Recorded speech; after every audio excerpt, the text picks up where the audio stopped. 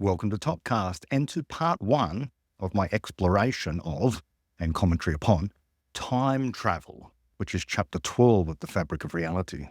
We've spoken about time itself, the nature of it, and in particular the quantum nature of time. The Fabric of Reality, therefore, has already given us a hint that time, whether viewed in the classical physics of Newton, where it ticks away independently outside of the universe, or of Einstein, where it is intimately tied to space, and like space itself, is a dynamic player on the stage rather than some sort of inert background within which things happen. But augmenting that perspective of time, the best one, Einstein's, where time can move faster or slower depending upon the relative motion between clocks. And that includes, by the way, people with biological clocks. It doesn't just include those things that we think of with a little hand and a big hand or a digital readout. Any physical process can be regarded as a clock, something that is recording time, so to speak, or at least telling us the rate at which time is passing. Language struggles to conjure what's actually going on at the level of physics, as we saw in the last chapter. Anyway, augmenting that view of time, Einstein's, with the Everettian picture of quantum theory leads to some conceptual difficulties, but also to some new solutions. And we're going to see some of those solutions in this chapter to what are called sometimes paradoxes in time, especially time travel. Those include things like the grandfather paradox. One of the great reliefs in embracing something like Everettian quantum theory, the many worlds interpretation, the multiverse in other words, is that whenever anyone starts to talk about the paradoxes with quantum theory, the mystery that is quantum theory, the illogical consequences of thinking through quantum theory, all that kind of stuff, it's almost all resolved, in my experience thus far, by simply recalling that we live in a multiverse. That's how these things are resolved. And we're going to see some of that again in this chapter. But we're also going to see that, as David has brought up throughout previous chapters of The Fabric of Reality, the centrality of the significance of virtual reality for our understanding of some of these big issues. And in particular, this one here with time travel. Remember that what we experience, and this in fact is a key insight from The Fabric of Reality, and it deeply permeates the way in which David Deutsch conjures and speaks about and explains the philosophy of Karl Popper. We might even give Plato his due credit here. The notion that we are minds, and the minds run on brains, and the brains are encased within the complete darkness of our skulls. And the only way they have access to what we might call external reality is via the eyes connected to that brain via the optic nerve, and the ears connected to the brain via the auditory nerve. External reality in the form of photons and compression waves in air, that sound, must first be detected by those imperfect gatherers of photons and sound waves, then translated into electrical signals that travel along those nerves before they enter the brain, where another process of interpretation goes on. In other words, we're already living in virtual reality. Our minds, after all, are not presenting us with reality, but an interpretation of. So I am just underscoring here why it is, and why it will be, that in this chapter, David will make a big deal about virtual reality. And this sometimes escapes people in my experience when I speak to them about this chapter in particular. It's like, why is virtual reality coming up again? Well, because it is central to our understanding of what a person is and the person's relationship to physical reality. That's a big deal. That's a huge deal that we inhabit as our minds, interpreting imperfect channels of data running along those nerves, and that constitutes a form of virtual reality. Now, to be fair to Plato, he seemed to be one of the first to come up with this, people trapped inside of a cave. Of course, I think his emphasis was slightly wrong, and the virtual reality picture gives us a more scientifically accurate way of actually thinking that thought experiment through, if you like. Our minds are simulating for us, so far as that's not a tautology. You might want to say, our minds are simulating for our consciousness. Again, is that a tautology? Anyway, our minds are simulating what is happening beyond our eyes, beyond our ears and other senses. And so we're going to read about virtual reality again in order to get a handle on this concept of time travel. enough forestalling for now. It's going to take a few parts for me to get through this chapter because there are just so many interesting twists and turns. And there's also quite a bit of science that I want to unpack along the way. So you might be interested in delving more deeply into the physics. And I'll do that to a limited extent. After all, time travel is about space-time, and space-time is the domain of relativity. Oh, and if you're ever interested, people often ask me, what books are good to learn this or that subject? And I often do not have many good recommendations. But if you're interested in an introduction to special relativity and a very brief introduction to general relativity for what's worth, one of the textbooks that I was assigned to use when I was at university was this one here, Space-Time Physics by Taylor and Wheeler. Yes, that is John Archibald Wheeler. He's one of the authors of this. It's a fantastic book. It's very easy to read. You can, if you want to, skip over a lot of the mathematics, but in fact, the mathematics is done in an algebraic way. So it's quite straightforward. It's not like you need, tensor calculus on manifolds or anything like that. You don't have to do triple integrals or solve differential equations. It's pretty straightforward stuff. And special relativity can be understood deeply as long as you get the basics of algebra and a little bit of geometry, perhaps, and understand how graphs work. It's not overly mathematically intense. Conceptually, it can be a mind spinner. And in fact, I think conceptually, if you're going to embrace the multiverse, you will find quantum theory conceptually far simpler to understand, I think, than aspects of special relativity. Just this very notion that we don't have a common sense experience of length contraction, time dilation, which we will come to today. I'm forestalling still, so let me get into the reading. So, chapter 12, time travel, and David begins. It is a natural thought, given the idea that time is in some ways like an additional fourth dimension of space, that if it is possible to travel from one place to another, perhaps it is also possible to travel from one time to another. We saw in the previous chapter that the idea of moving through time in the sense in which we move through space does not make sense. Nevertheless, it seems clear what one would mean by traveling to the 25th century or to the age of the dinosaurs. In science fiction, time machines are usually envisaged as exotic vehicles. One sets the controls to the date and time of one's chosen destination, waits while the vehicle travels to that date and time. Sometimes one can choose the place as well, and there one is. If one has chosen the distant future, one converses with conscious robots and marvels at interstellar spacecraft, or, depending on the political persuasion of the author, one wanders among charred radioactive ruins. End quote. Part of that reminds me of what is not normally regarded as a time travel movie, but it's certainly a science fiction movie of the first rate, I would say, which is Contact, starring Jodie Fisher and Matthew McConaughey. And Jodie Fisher is an astronomer, astrophysicist, radio astronomer, I think. And Matthew McConaughey is like some sort of religious advisor. He's not quite a priest, but he's the religious advisor to the president or something or other. Anyway, one of the themes in the movie is this exploration of the supposed tension between religious faith and the hard-nosed scientific rationality. And there's an aspect of time travel in that wherein they build the time machine. The plot is something like aliens transmit plans for this spacecraft which travels through a wormhole and goes to another galaxy where the star, Jodie Fisher's character, travels all the way to this other galaxy, meets the aliens and comes back and gives a report to the press and to the people and to the world, telling them that we are not alone, although we already know that we're not alone precisely because we got plans from the aliens from the other galaxy. I think it's something like that. Anyway, and the time travel aspect is that when they start running the time machine, they sort of have, it's a spherical thing and they drop it and it falls down to the ocean. From the outside, it appears as if the spherical spacecraft just falls straight into the ocean, and as much time passes as it takes for the spacecraft to fall in the ocean, approximately 200 meters or something. Okay, so that's one thing. Now, Jodie Foster's character insists that she went on a big journey, but there is no evidence of this. She just had the experience of many hours passing, maybe days. But anyway, she travels a long way through a wormhole to another galaxy, meets the alien, talks to the alien, comes back. And so all this time has passed for her, but for the spacecraft, no time at all.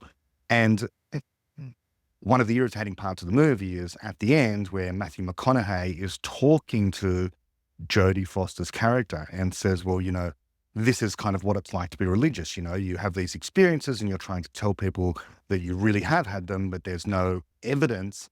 And so sometimes you just have to take things on faith. And, Jodie Foster sort of nods along and, it kind of she loses the argument essentially because she has these deeply felt clues that she has experienced. Now, of course, the irritating part of it is that in fact there is evidence because Jodie Foster's character was recording audio the entire time. And part of the twists and turns in the movie is that the scientists who are analyzing the audio say, oh, it recorded nothing but static. So apparently no evidence. However, it didn't just record static. It recorded, I think they said 6 hours worth of static. So that is direct evidence that the spacecraft something very strange happened with respect to time. It time traveled 6 hours for the spacecraft, but only a few seconds for outside observers. So my mind went straight to that when David was talking about these vehicles that sometimes might be regarded as spacecraft, this traveling through space, but they're also traveling through time if they're traveling fast enough, especially in that particular case. They're traveling through a wormhole, a huge bend or loop in space-time. And there, just at the end of what I read, David said, depending upon the political persuasion of the author, if you travel into the future, one wanders among charred radioactive ruins, which is a wonderful premonition of the kind of rejection of pessimism that we get from David in the beginning of Infinity, quite obviously. So even then, back in 1997, he was of one mind with himself later on in understanding that how you envisage the future, and quite often these days science fiction writers envisage the future as a dystopian hellscape where nuclear apocalypse has happened and there's basically nothing left but charred radioactive. But it need not be that. And in fact, if we continue to follow the trajectory we have been following since the Enlightenment, we should expect the future to be much better and brighter and wiser and more wonderful than what we experience today. Anyway, let's continue with the reading. David goes on to say, quote, if one has chosen the distant past, one fights off an attack by a Tyrannosaurus rex while pterodactyls flutter overhead. The presence of dinosaurs would be impressive evidence that we really had reached an earlier era. We should be able to cross-check this evidence and determine the date more precisely by observing some natural long-term calendar, such as the shapes of constellations in the night sky or the relative proportions of various radioactive elements in rocks. Physics provides many such calendars, and the laws of physics cause them to agree with one another when suitably calibrated. End quote. Now, just pausing there, and my commentary on this is I love this sort of stuff. The idea that you could travel into the past and figure out when you are, even if you were dropped off randomly by the time machine and you didn't know when you had arrived at. One of the more interesting ones, as an astrophysics person, would be taking a precise measurement of the temperature of the cosmic microwave background. Today, it's 2.7001 or whatever it happens to be. And as you go into the past, that number rises higher and higher. In fact, there is a formula relating the temperature to the time at which, or the time compared to today, 13.7 billion years later. And so this is the temperature and time equation for the temperature of the cosmic microwave background. Now, how would you take such the temperature of the cosmic microwave background? We just need the small wrinkle of requiring you to have a space satellite of some sort that can actually do this, like Kobe or the Planck satellite or something like that. But if you're building a time machine, it can't be that hard to press a button on your time machine, which will tell you what the cosmic microwave background temperature is, just to triple check what year you happen to be in. But anyway, you could cross-check that with the radioactivity of uranium, fossil record, any number of things like that. David goes on to say, quote, according to the approximation that the multiverse consists of a set of parallel spacetimes, each consisting of a stack of snapshots of space, the date defined in this way is a property of an entire snapshot, and any two snapshots are separated by a time interval, which is the difference between their dates. Time travel is any process that causes a disparity between, on the one hand, this interval between two snapshots, and on the other, our own experience of how much time has elapsed between our being in those two snapshots. We might refer to a clock that we carry with us, or we might estimate how much thinking we have had the opportunity to do, or we might measure by physiological criteria how much our bodies have aged. End quote, pausing there, my reflection on that. Clocks that we carry with us in relativity record or report what is known as proper time. And in these formulae, for example, this one for time dilation, the T subscript naught is the proper time. So if you are moving around at a high rate of knots at high velocity, the wristwatch that you happen to have, or a clock on the wall which is moving with you, that is recording the proper time. And it doesn't matter how fast you go, your wristwatch will always appear to tick at the usual rate. You will never notice anything unusual. It's only if you look outside your reference frame. If you were to, if my room here that I happen to be sitting in was traveling at, 99% the speed of light, everything inside the room would appear to be normal to me. It's only if I looked out the window at things that are not moving at 99% the speed of light, that are effectively stationary with respect to me, that I would notice something very unusual. I notice a number of unusual things. There'll be length contraction in the direction of motion, so things would be all squished up. But also, and more importantly for our purposes here, in discussions of time, clocks would tick more slowly. Time would be moving more slowly outside of the room in which I'm traveling, which is traveling at close to the speed of light. And you can calculate by how much.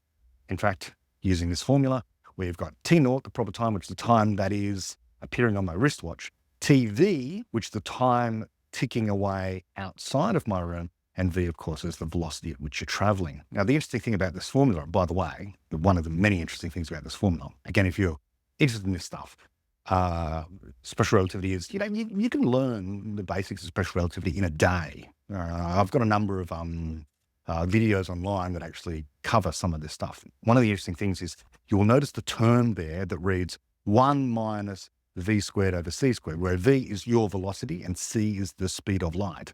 So as your velocity v approaches what the speed of light is, 1 minus v over c gets closer and closer to being 0. Now, why is that? Well, because if you're traveling at the speed of light, then that means that you get anywhere that you like as fast as you like, which means that if you're a photon, if you're a particle of light traveling at c, then you've got 1 minus c squared over c squared, and that's clearly 0. So as the photon, it appears to you, if you had a consciousness as a photon, you would get everywhere instantly. And photons do get everywhere instantly in their frame of reference. This can sometimes be very hard for people to accept. So I'll say it again. If we consider something like, how long does it take a photon of light to get from the sun to the earth? Almost everyone can reel off the number. 8 minutes. It takes 8 minutes. Now that's according to us. We're watching the photon, how long it takes to get from the sun to the earth. But if you were the photon, you would seem to be produced at the surface of the sun, and then you would arrive at the surface of the earth instantly. No time would pass for you. You wouldn't experience any time whatsoever. And in fact, that applies even if you travel across the galaxy, 120,000 light years. According to us, it takes light 120,000 years to travel from one side of the galaxy to the other, hence the size of the galaxy being 120,000 light years across. But if you're a photon traveling from one star at one far edge of the galaxy to the other side of the galaxy, it takes you 0 time. Photons get everywhere in 0 time. This is just a consequence of the laws of physics, in particular, special relativity, and further in particular, the time dilation equation right there. But anyway, T naught is proper time. And a clock in special relativity, I will emphasize again, is not just a wristwatch. It's not just a Big Ben type analog clock. It's any physical process. These things mark time, if you like. These things have time is in the instant, as Julian Barber would say. Okay, let us persevere. David goes on to write, quote, if we observe that a long time has passed externally, while by all subjective measures we have experienced a much shorter time, then we have travelled into the future. If, on the other hand, we observe the external clocks and calendars indicating a particular time, and later subjectively we observe them consistently indicating an earlier time, then we have travelled into the past. End quote. Yes, so in other words, on that, we are always traveling into the future. Subjectively, we experience a later time than what the present is. then we're traveling into the future. But it's also worth at this juncture just mentioning that not only are we getting a hint of the physically objective process of time dilation, but also the subjective sense of time dilation, if you like. And David will come to this, but it's that idea of when you're having fun, time flies, or if you're bored waiting at the dentist room, time seems to drag on. If you fall asleep and then you wake up, it doesn't seem like, 7, 8 or 9 hours has actually passed, but something less than that. And almost everyone who undergoes an operation under general anesthetic reports that it seems like they were being given the gas mask and they're waiting for the doctor to put them to sleep, only for them to wake up and to still be waiting for the operation to begin. You have this very warped sense of time. Are these forms of time travel? Yeah, I guess so.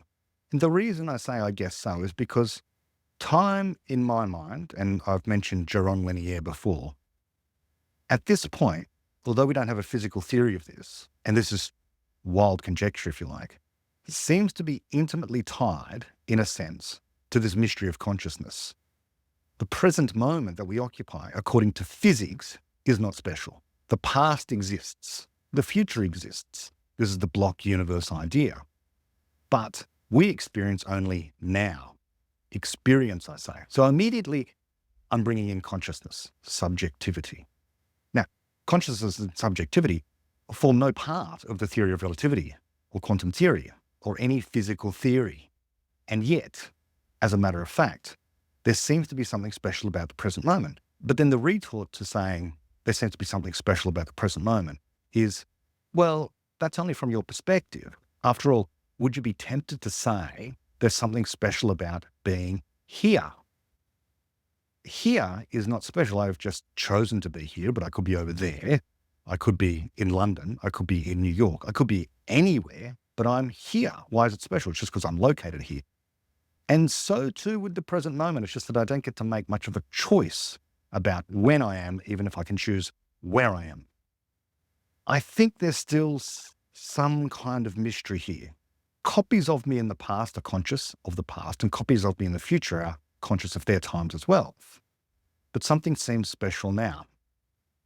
And I have talked before, and I wrote the transcript once to this wonderful podcast that David did many, many years ago, unpacking why it is that our perspective on time isn't necessarily much more mysterious than our perspective on a particular statue. We can't see all sides of a statue simultaneously, but that doesn't present a deep mystery at the foundations of physics or anything like that. So we shouldn't think it any more mysterious that we can't experience all times simultaneously either. We experience an instant. Nonetheless, things do feel weird, and sometimes, well, I find myself struggling to reconcile the idea of physics, where there is no special time singled out by the equations. Past, present, and future all exist in the same way. Nothing is singled out as being special. And my experience, which is always located in the now. So what is the now, apart from consciousness? But if it's consciousness, then there's a consciousness in the past. But then, of course, if you're an Everettian, you must be committed to the idea that the past and the future are special cases of other universes. And so it's no more mysterious that I'm not conscious of the past, but a copy of me is, than that in a parallel universe where I chose to do something other than record this podcast today, that copy of me is having a different conscious experience to what I am. I'm just always in a particular universe. But memories are also being laid down. There are a lot of questions here. Let's keep going. David goes on to say, quote, most authors of science fiction realize that future and past directed time travel are radically different sorts of process. I shall not give future directed time travel much attention here because it is by far the less problematic proposition. Even in everyday life, for example, when we sleep and wake up, our subjectively experienced time can be shorter than the external elapsed time. People who recover from comas lasting several years could be said to have traveled that many years into the future, were it not for the fact their bodies have aged accordingly to external time rather than the time they experienced subjectively.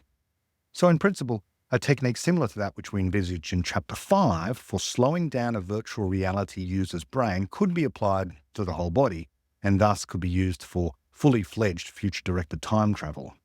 A less intrusive method is provided by Einstein's special theory of relativity, which says that in general, an observer who accelerates or decelerates experiences less time than an observer who is at rest or in uniform motion. For example, an astronaut who went on a round trip involving acceleration to speeds close to that of light would experience much less time than an observer who remained on Earth. This effect is known as time dilation. By accelerating enough, one can make the duration of the flight from the astronaut's point of view as short as one likes, and the duration as measured on Earth as long as one likes. Thus, one could travel as far into the future as one likes in a given, subjectively short time. But such a trip to the future is irreversible. The return journey would require past-directed time travel, and no amount of time dilation can allow a spaceship to return from a flight before it took off. End quote. So there's a few things to talk about here. The first thing, I was going through before the idea that if I'm here in my room, and my room is some sort of spacecraft or super advanced form of transport, and it's able to travel at high proportions of the speed of light, let's say 99% of the speed of light, and I'm zipping along, then inside of my room, clocks like my wristwatch and the clock on the wall, whatever else, all appear to be behaving normally. Everything appears to be as normal. Clocks tick at the same rate, 1 second per second, and so on. I'm aging in the same way. Everything is aging in the same way within my room that is zipping along at close to the speed of light. However, when I look outside the window, I notice everything appears to have slowed down. All clocks are ticking more slowly, all biological processes are running more slowly, and so on. Now, the theory of relativity says, special relativity, that those people on the outside, when they look at me zipping past, it may as well be that they're moving and I'm stationary. Okay, if it's uniform motion, if we're both traveling, that's Galileo, right? There's no preferred frame of reference. There's no absolute frame of reference in that sense. So they would be on the ground, let's say, if I'm zipping across overhead at very close to the speed of light. They're there and they're looking at their wristwatches and clocks on the wall and observing biological processes and going, nothing appears to be unusual to us. The only thing unusual is that there is a spacecraft zipping across at close to the speed of light. Now, if they could look inside of my room and they could see the clock on the wall or my wristwatch, they would say, Brett's clock is ticking more slowly. So we have a disagreement there. I would be looking at their clock saying, your clocks are ticking more slowly. And they would be looking at my clock saying, oh, your clocks are ticking more slowly. So who is right? We're both right, okay? On special relativity, we are both absolutely right. It's just uniform motion, okay? If I'm traveling at 99% the speed of light, then is it me who's traveling at 99% of the speed of light, zipping along? Or, equally so, is it I'm at rest and everything is rushing backwards, close to the speed of light? Special relativity has nothing to say about this. Now, this introduces a so-called paradox. It's not a paradox, it's just a problem given to undergraduates to try and explain. It's known as the twin paradox. So let's explain the twin paradox. The twin paradox is this. Let's say you've got two twins, A and B, okay? A stays on the Earth and B goes for a rocket trip at, some high percentage of the speed of light. Let's say that twin B, the one who leaves the Earth, decides to go away for 10 years. He rockets away from the Earth at 80% the speed of light. Okay, so he takes 5 years to get over to some destination somewhere, and then he immediately turns around, comes back, and travels another 5 years at 80% the speed of light, returning to Earth. Now, the fact is that he will come back appearing to be 4 years younger than the one who remained on the Earth. The one who remains on the Earth will say, hey, that journey that you went on took 10 years. But twin B, the one who was actually traveling, says, no, it only took 6 years according to my clocks.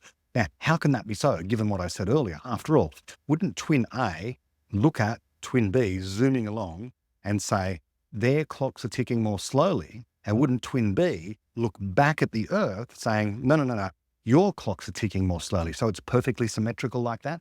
So if it's perfectly symmetrical, who in fact is younger? Should either be younger? Shouldn't they just both be the same age? What the heck is going on?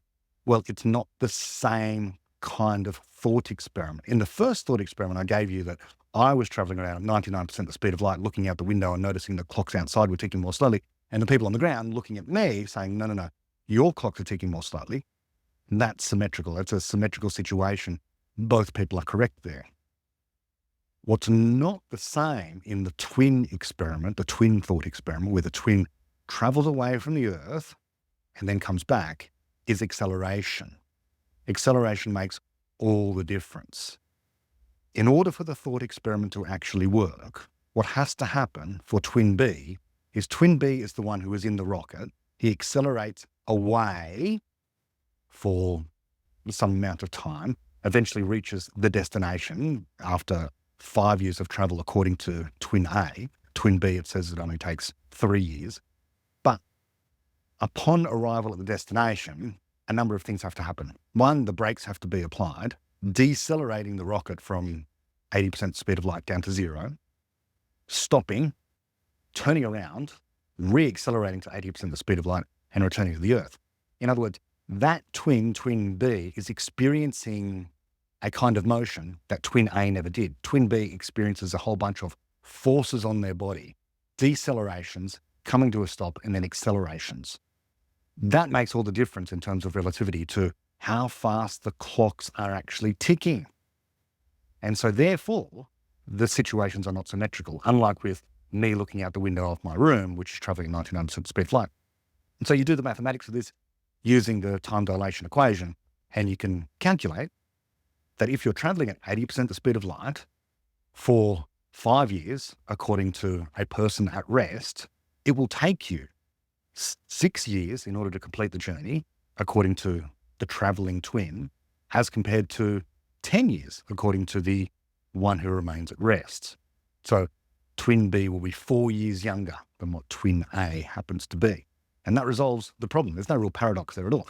But sometimes people do get confused when they first start learning about relativity, that both people can say, no, you're the one with the slow-moving clocks. No, you're the one with the slow-moving clocks. Yes, that's the first kind of level at which you learn. Okay, so then you have to move from there to dealing with acceleration, which is a different thing. By the way, at this point, it's worth also mentioning, and I've talked about this in previous podcasts as well, can we test special relativity? Yes, of course we can. We can test it against classical Newtonian physics. We do it all the time. Not only the Large Hadron Collider, one of the more famous natural experiments that happens is the half-life of the particle known as a muon. Muons are particles which are similar to electrons, but they've got more mass. They're unstable, which is the key thing, and they decay into other particles. And they're produced in the upper atmosphere by collisions between cosmic rays that hit the atmosphere from all sorts of weird astrophysical cosmological processes. Okay, perhaps a supernova goes off, perhaps a quasar shoots out something, whatever. We get these cosmic rays crashing into the upper atmosphere. When they crash into the upper atmosphere, they literally collide with things like nitrogen atoms. And when they collide with a nitrogen atom, it blows the nitrogen atom apart. Long story short, one thing that can be produced is this muon. And the muon, as I say, has a half-life, and the half-life is 2.2 microseconds on average. Now, that's if they're at rest. If they're at rest, and so you can produce these things in the laboratory, and you can measure their half-life, and you go, the muon, it has a very stable half-life. On average, the half-life is 2.2 microseconds. This means that if you could accelerate a muon to the speed of light instantly, it would travel at most 660 meters before it disappears, okay? At the speed of light, you will get 660 meters if your half-life is 2.2 microseconds. However, here's the great mystery.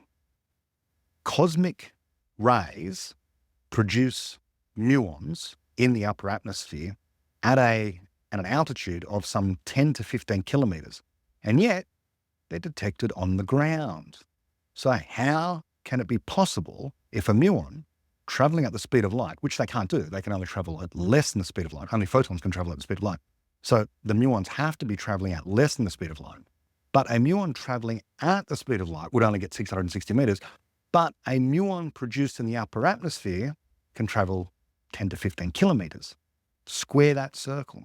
How can the muon travel so far with such a short half-life because of time dilation.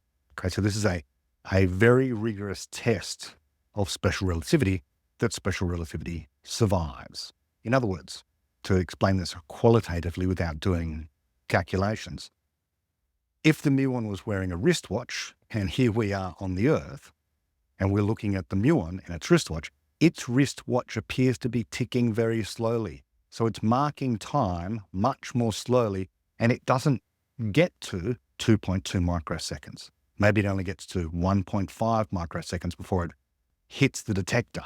It's created at 10 to 15 kilometers above the Earth, and its wristwatch then, and all the processes, all the internal physical processes inside of the muon are ticking away very slowly indeed.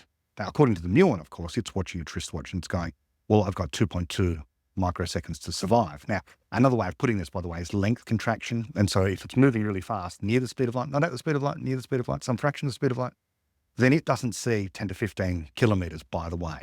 What it sees is something significantly less than that. Maybe it sees only 300 meters. This is length contraction. So there are many ways to resolve this in special relativity, but it's a test of special relativity, and it illustrates this notion of time dilation, which is, in essence, a form of time travel. So when people doubt, and they do doubt, things like the twin paradox, so-called twin paradox, as being a real phenomenon, in other words, if you could travel at some high proportion of the speed of light for a long time, then you would arrive back younger than your twin happens to be. Time would pass more slowly for you. People can sometimes reject that. And you do, the famous, of course, example is Paul Davies talks about it in one of his books, that when he was working in London as a young lecturer, that he would often receive or read many letters that tried to disprove special relativity. Relativity has always been the subject of ire among many people who don't really understand relativity. They just refuse to accept that you can't travel faster than the speed of light. Time does indeed slow down the faster you go. All of this kind of stuff, for whatever reason, it causes anger among some people. But we have experiments. We have experiments that demand an explanation. The explanation is things like time dilation. But even though if you were a twin traveling in a rocket ship away from the Earth and then back again, and you would appear to be younger than your twin, it wouldn't matter how fast you traveled, as David says there, the spaceship cannot possibly return before it takes off. If it's traveling arbitrarily close to the speed of light, it will take off and return as quickly as you like, even if it, could travel the other side of the galaxy, 120,000 light years away, and back again in an arbitrarily short amount of time. The difficulty in reality is you'd need more energy than is available in the universe if you want to accelerate even a modest amount of matter or mass to that speed and slow it down and then re-accelerate it back to the other side very, very fast. I think there are likely going to be physical limits imposed by the universe in terms of the energy content of the universe as to how fast something can be accelerated and slowed down, and so on. There won't be a law of physics as such that says, look, you can't take, let's say Earth, right? Could we turn Earth into a spacecraft that we could accelerate to the speed of light, not to the speed of light, to arbitrarily close to the speed of light and get anywhere in the entire, I think the Borg cube does that out of Star Trek, right? It's the sort of thing that travels around at warp speed here and there, ignoring laws of physics. But let's say we didn't ignore the laws of physics. We said we're going to have something of equivalent size and mass to planet Earth, and we wanted to accelerate it from galaxy to galaxy, arbitrarily close to the speed of light. Even though there's no law of physics that says you can't do that, there might be quantities within the universe, such as the available energy in the universe, which is simply insufficient in order for you to fuel something like that. Because you can calculate the amount of energy required to accelerate a mass, even with a perfect annihilation reaction, okay, pure energy. There just simply might not be enough energy in the universe to do that. So that's another issue. Not only is the laws of physics in the way, unless you regard that as a law of physics or regularity of nature, as well as knowing how. Even if we knew how, and even if there wasn't a law of physics in the way, maybe there's just not enough energy to do certain things. That takes me off on a tangent. Let's keep going. David says, quote, virtual reality and time travel have this at least in common. They both systematically alter the usual relationship between external reality and the user's experience of it. So one might ask this question: if a universal virtual reality generator could so easily be programmed to affect future-directed time travel, is there a way of using it for past-directed time travel? For instance, if slowing us down would send us into the future, would speeding us up send us into the past? No. The outside world would merely seem to slow down. Even at the unattainable limit where the brain operated infinitely fast, the outside world would appear frozen at a particular moment. That would still be time travel by the above definition, but it would not be past directed. End quote. So yes, this is the idea that if your brain is operating at the speed of light kind of thing, it's just a similar sort of idea to photons getting everywhere instantly, which is a bit of a mind-bending idea. So if you're getting everywhere instantly, you're just seeing everything frozen. Nothing appears, but of course, you experience nothing because you experience no travel time. One moment you're here, the next moment you're there. That's true teleportation, right? You're getting everywhere instantly. Even though for outside observers, you're never exceeding the speed of light. So of course, you're not traveling a fucking bit. The resolution, by the way, if you say, well, how can it be possible for a photon to experience getting from one side of the galaxy to another instantly, traveling 120,000 light years? Isn't that a form of teleportation? It's not, because the length is not 120,000 light years. The distance is not 120,000 light years according to the photon. It's zero. It's zero. Everything has been length contracted to zero. Another story. David goes on to say, quote, one might call it present-directed time travel. I remember wishing for a machine capable of present-directed time travel when doing last-minute revision for exams. What student has not? Before I discuss past-directed time travel itself, what about the rendering of past-directed time travel? To what extent could a virtual reality generator be programmed to give the user the experience of past-directed time travel? We shall see that the answer to this question, like all questions about the scope of virtual reality, tells us about physical reality as well. The distinctive aspects of experiencing a past environment are, by definition, experiences of certain physical objects or processes, clocks and calendars, in states that occurred only at past times, that is, in past snapshots. A virtual reality generator could, of course, render those objects in those states. For instance, it could give one the experience of living in the age of the dinosaurs, or in the trenches of the First World War, and it could make constellations, dates on newspapers, or whatever appear correctly for those times. How correctly? Is there any fundamental limit on how accurately any given era could be rendered? The Turing principle says that a universal virtual reality generator can be built and could be programmed to render any physically possible environment so clearly it could be programmed to render any environment that did once exist physically. End quote. Pausing there. In principle, according to the Turing principle, any environment that exists or has existed or will exist could be rendered by a virtual reality generator. Now, in reality, if you wanted to produce a high fidelity rendering of the past, the issue you would have is who's going to input the information about the past, especially when some of that information is completely lost forever. So maybe there was a species of animal that existed on the planet hundreds of millions of years ago that has long since died, gone extinct, was never preserved in fossils, and its decay led to the loss of every remnant of it, including all of its DNA. Although that creature existed, there's no information left, no trace that we could ever hope to gather because of the irrevocable march of decay and disorder, entropy, and the second law of thermodynamics, just causing things to decay and information to be lost. So that's a possibility. That physical law may well stand in the way of reproducing any arbitrary past environment. Some of the information may simply be lost for good.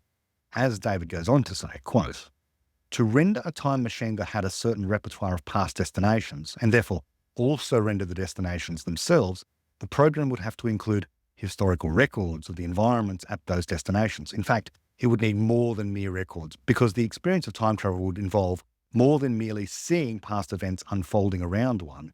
Playing records of the past to the user would be mere image generation, not virtual reality. Since a real time traveler would participate in events and act back upon the past environment, an accurate virtual reality rendering of a time machine, as of any environment, must be interactive. The program would have to calculate for each action of the user how the historical environment would have responded to that action. For example, to convince Dr. Johnson that a purported time machine really had taken him to ancient Rome, we should have to allow him to do more than just watch passively and invisibly as Julius Caesar walked by. He would want to test the authenticity of his experiences by kicking the local rocks. He might kick Caesar, or at least address him in Latin, and expect him to reply in kind. What it means for a virtual reality rendering of a time machine to be accurate is that the rendering should respond to such interactive tests in the same way as would a real time machine, and as would the real past environments to which it travelled. That should include, in this sense, displaying a correctly behaving, Latin-speaking rendering of Julius Caesar. Since Julius Caesar and ancient Rome were physical objects, they could in principle be rendered with arbitrary accuracy. Pausing there, my reflection. And of course, if this happens, what you have produced is AGI, and you've produced people, and the time machine effectively is a simulator of the real world, including, but it ceases to be a simulation of a person. It would be a person. It would be Julius Caesar, not merely a simulation of Julius Caesar or a rendering of Julius Caesar. If it acts for all the world like Julius Caesar, then it is Julius Caesar. David goes on to say, quote, "The task differs only in degree from that of rendering the centre court at Wimbledon, including the spectators. Of course, the complexity of the requisite programs would be tremendous. More complex still, or perhaps even impossible in principle, would be the task of gathering the information required to write the programs to render specific human beings." End quote. Yes. And I was thinking not merely the task of rendering specific human beings would be perhaps impossible, even in principle. So it would be impossible even in principle for any historic figure like Julius Caesar to render them arbitrarily well. In other words, to have a person who effectively is Julius Caesar. I think that might even be closer to being possible than something like arbitrarily well rendering 120 million years ago during the age of the dinosaurs, where only the tiniest fraction of a fossil record remains of the organisms that really existed back then. And the overwhelming majority of the complexity back then wasn't in the Earth or even the atmosphere or whatever you like, which could be simulated arbitrarily well, but in the organisms and the diversity of species. And many of those species would be lost forever. They just do not appear in the fossil record. None of their DNA is left. There's no bones. There's nothing. And if there's nothing left, there's no way of simulating them, because there's no input to put into your virtual reality simulation. So if you wanted to travel into the past using this particular method, or not exactly traveling into the past, but at least experiencing and interacting with a past time using virtual reality in this way, that would seem to be impossible. But anyway, David does go on to say, quote, "But writing the programs is not the issue here. I'm not asking whether we can find out enough about the past environment, or indeed about a present or future environment, to write a program that would render that environment specifically. I'm asking whether the set of all possible programs for virtual reality generators does or does not include one that gives a virtual reality rendering of past directed time travel, and if so, how accurate that rendering can be. If there were no programs rendering time travel, then the Turing principle would imply that every time travel was physically impossible, because it says that everything that is physically possible can be rendered by some program. And on the face of it, there is indeed a problem here. Even though there are programs which accurately render past environments, there appear to be fundamental obstacles to using them to render time travel. These are the same obstacles that appear to prevent time travel itself, namely the so-called paradoxes of time travel." End quote. And on those paradoxes of time travel, the so-called grandfather paradox, which everyone kind of knows. You go back into the past and you kill your grandfather before they have a chance to be a parent to your father, so therefore you were never born to be able to go back in time to kill your grandfather, that kind of thing. On that, there's so much grist for the mill. There's so much to talk about. There's such a wide variety of things to explore and exciting science fiction to talk about. That I will leave that for next episode. But if you're desperate for more about time travel, did you know that David Deutsch actually wrote, starred in a documentary for the BBC all about time travel? Link in the description. It's here. It's available on YouTube. It only has a few views, but it's a young David Deutsch talking about time machines and time travel and basically the content of this particular chapter. And you could do far worse than watching that. Very entertaining still, holds up to this day, an excellent exploration of time travel as envisaged by the quantum view of time as applied to general relativity. But until next time, when you travel into the future, perhaps for you, only a few minutes, but for me, some considerable time more than that, I will see you in the next episode about time travel. Till then, bye-bye.